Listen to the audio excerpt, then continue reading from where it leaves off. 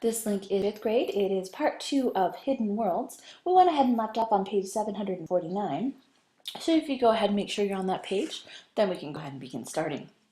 Now, as Dennis and the team crisscrossed the blast zone in the helicopter, they kept eyes open for the water.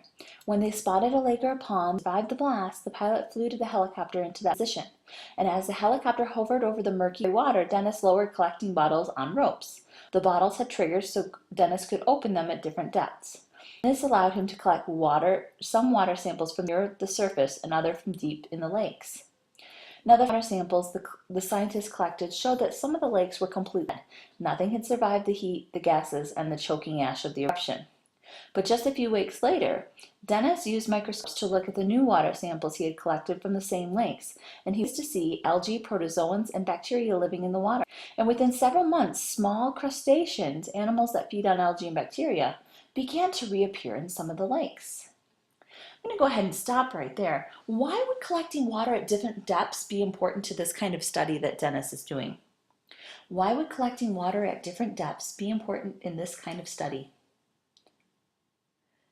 Well, the top of the lake or the stream may have been affected by the heat and the ash, and so maybe the organisms that live at the bottom and the deep of the lake, they may have not been affected. That's why they decided to take it at different layers, or different levels rather. So Dennis and the other scientists kept careful records of the kind of living things that returned to the lake and when they reappeared. They identified the kinds of algae, protozoans, bacteria, and crustaceans they found. And later, Dennis and the team also discovered that frogs and fish were returning to some of these lakes, apparently carried in by surrounding streams. Their studies helped other scientists understand what happened to life in lakes when a nearby volcano erupts, and how living things eventually return to the area where all life was destroyed. Now, let's go ahead and list the different life forms that developed in the dead lakes near the volcano in the order that they appeared. Okay, so go back and let's reread on page 749. Let's figure out the order of how the life forms came back. Well, first, algae, protozoans, and bacteria reappeared. After a few months, crustaceans reappeared, and then sometime later, frogs and fish returned. So we're going to go ahead and put that on our sequence chart.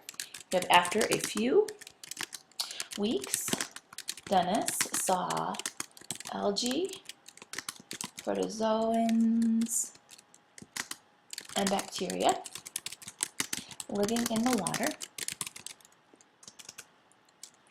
Then within several months, probably put an O in that word months, small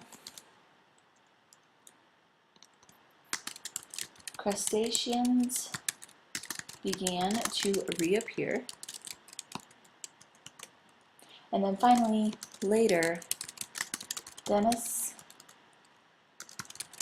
and his team discovered frogs and fish were returning to some of the lakes. Okay, let's continue to read.